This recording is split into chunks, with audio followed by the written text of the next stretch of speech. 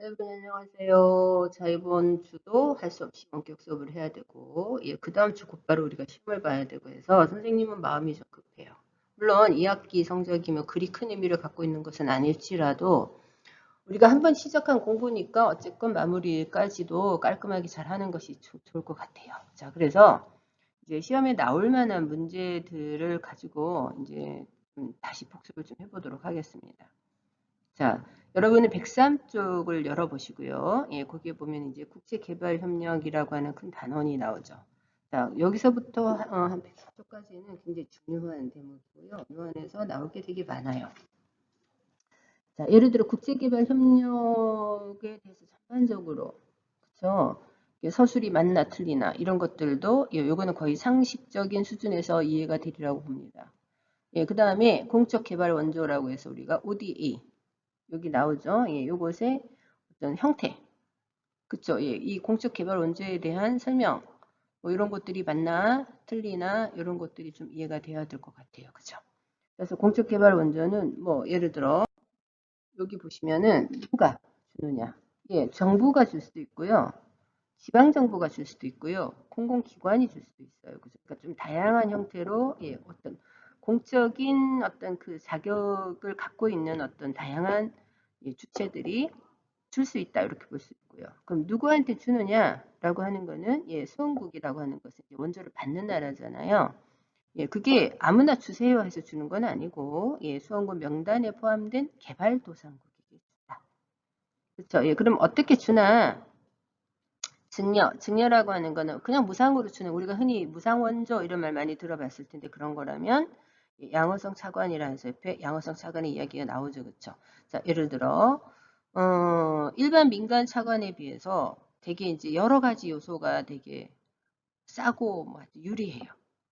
이런 것들 우리가 양성 차관이라고 한다. 자, 이런 것들은 단어의 뜻을 아느냐 모르느냐 이런 문제로도 나올 수 있고 뭐 서술형으로도 나올 수도 있고 다양하게 이용이 될 수 있는 어떤 지문이다 이렇게 보시면 될 것 같아요. 자, 그다음에 이 원조의 동기가 뭐냐? 가장 중요한 거는 인도주의적인 동기가 되겠죠.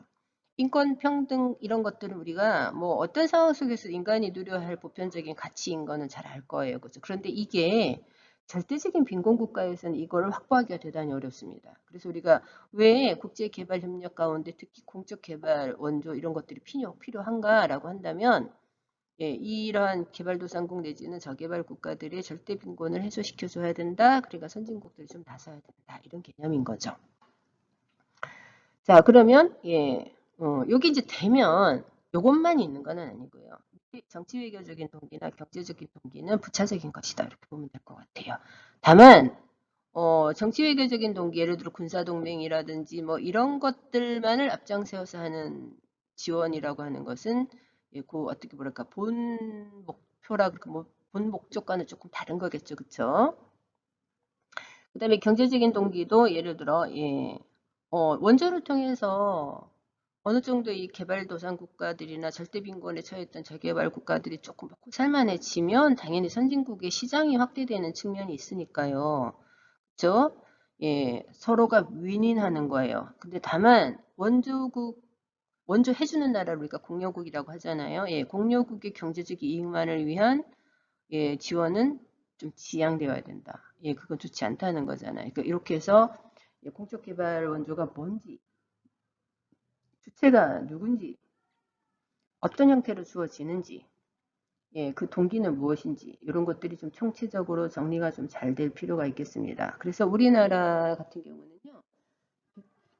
7쪽에 보시면 국제개발협력기본법이나 ODA 선진화 방안 이런 것들을 이미 2010년대 만들어서 굉장히 열심히 남의 나라를 도와주고 있죠. 아마 옛날에 우리가 50년대, 60년대는 우리가 이런 걸 받았었어요. 그런데 그걸 잘 성장해서 우리나라가 다시 이제 이런 저개발 국가들에게 우리가 원조를 해줄 수 있는 나라로 이렇게 그 입장이 바뀌게 된 몇 안 되는 나라, 거의 유일한 나라이지 않을까 싶기도 해요. 그죠? 자, 이렇게 해서 공적개발원조. 특히 여러분 106쪽에 보시면 거기 국제개발협력 성진화 방안이란 심화자료 바로 위에 최천년 개발 목표라고 해서 유엔이 제시한 그죠? 이러한 국제사회가 제시한 개발 목표들이 있죠. 요것도 잘 눈여겨보세요. 그 키워드들을. 예, 이런 것들은 서술형으로도 나올 만한 어떤 주제라고 볼 수 있을 것 같습니다. 그죠? 예, 그 다음에 우리나라가 이제 이렇게 중점 지원 분야들이 뭐 있죠. 예, 보건도 있고, 교육도 있고, 뭐, 그죠? 에너지도 있고, 환경 부분도 있고, 식량의 문제도 있고 한데, 우리가 이제 그런 개발 협력 내지는 국적인 원조 이런 것들이 주로 많이 나가는 곳이 어디냐? 이게 아시아가 거의 한 태반이죠. 그죠? 예, 거기 심화 자료를 보면 그렇게 나올 거예요. 아, 그 다음에 이제 아프리카 한 20% 정도 나가잖아요. 그죠? 자, 그래서 이렇게 해서 우리가 지금 현재 우리 국제사회에 이런 정도의 지역적으로 한국이 도와주는 나라들이 이렇게 분포되어 있구나. 이렇게 보시면 될 것 같아요. 자, 그렇게 해서 이 단원에서는 아무래도 예,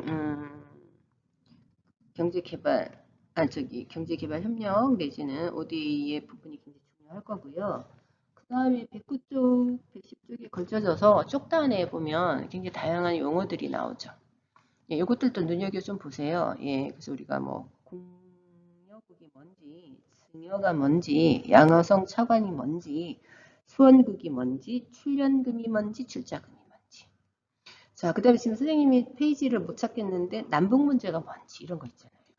예를 들어 남북 문제를 한반도에 이렇게 딱 국한시키면 남한과 북한의 정치, 경제, 뭐 외교, 통일 이런 문제일 것 같기는 같은데 이걸 전 세계적으로 이렇게 보면 지구를 반으로 딱 갈라서 적도를 중심으로 아래쪽을 남반구라고 하고 위를 북반구라고 한다면 우리나라는 북반구에 속한 나라죠. 근데 되게 잘 사는 나라, 못 사는 나라를 이렇게 표를 보면 북반구에 좀 잘 사는 나라가 많고요. 남반구에 못 사는 나라들이 많아서 지구촌이 해결해야 될 빈부격차의 문제, 빈곤의 문제, 이걸 우리가 남북 문제라고 합니다. 이런 거 정도까지 여러분들이 단어를 좀 잘 알 필요가 있어요. 단어를. 예, 남북 문제가 113쪽에 나오는군요. 자, 이렇게 해서 좀 정리를 하시면 이 대목은 거의 많은 부분 좀 해결이 되지 않을까 이렇게 생각할 수가 있습니다. 자, 그 다음에 이제 예, 국제기구, 뭐 우리나라의 경제활동 이런 것이 들어가는데요. 자, 여기서는 다시 또 PPT를 띄우기가 싫어서요. 그냥 말로 하겠습니다. 여러분이 120, 한 이쪽 정도 가면 이제 우리나라의 이제 국제기구잖아요. 우리나라와 관련 있는 국제기구의 단원인데요. 우리가 WTO나 이런 거는 많이 했으니까 넘어가되 APEC, 그렇죠? 예, APEC은 한번 좀 보실 필요가 있어요. 특히 APEC이 다른 국제기구와 좀 어떤 다른 특징을 갖고 있는가, 뭐 이런 것들. 특히 122쪽에 APEC이 특징이 나오죠, 그죠? 자, 그런 것들도 좀 키워드를 가지고 좀 잘 볼 필요가 있겠습니다. 그렇죠? 예, APEC의 특징. 그래서 다음 중 APEC에 관련되는 상황으로 맞나 틀리나 이런 문제가 나왔을 때 예, APEC이 좀 이해가 되면 좋을 것 같아요. APEC은 동남아시아 국가연합에다가 예, 아시아 태평양이니까 그쵸? 예, 그 둘러싸고 있는 여러 나라들이 이제 협의체다 이렇게 보시면 될 것 같고요. 자, APEC은 다른 것들보다 이제 각 분야별 그 협의체 이런 것들을 좀 굉장히 활성화시켜서 만드는 측면이 있고 굉장히 개방적 체제다 이런 것들이 있을 거예요. 한번 찾아보세요. 그쵸? 제가 그래서 APEC의 문제 같은 것들은 뭐 많이는 낼 수는 없긴 합니다만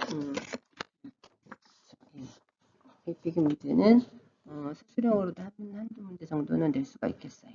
자, 이번 시간은 일단 우리가 2교시잖아요. 이 정도로 이제 앞 부분을 좀 정리를 하고 이제 다음 시간 PPT를 열어서 다음번이 좀 많아요. 우리가 환율의 문제라든지 경제 위기 문제라든지 이런 부분들이 마지막으로 공부했었던 부분이기도 해서 기억이 좀 새록새록 나면 좋겠습니다만 그 부분이 조금 더 문제 비중이 있는 것 같아요. 그래서 잠시 쉬었다가 6교시 해보도록 하겠습니다.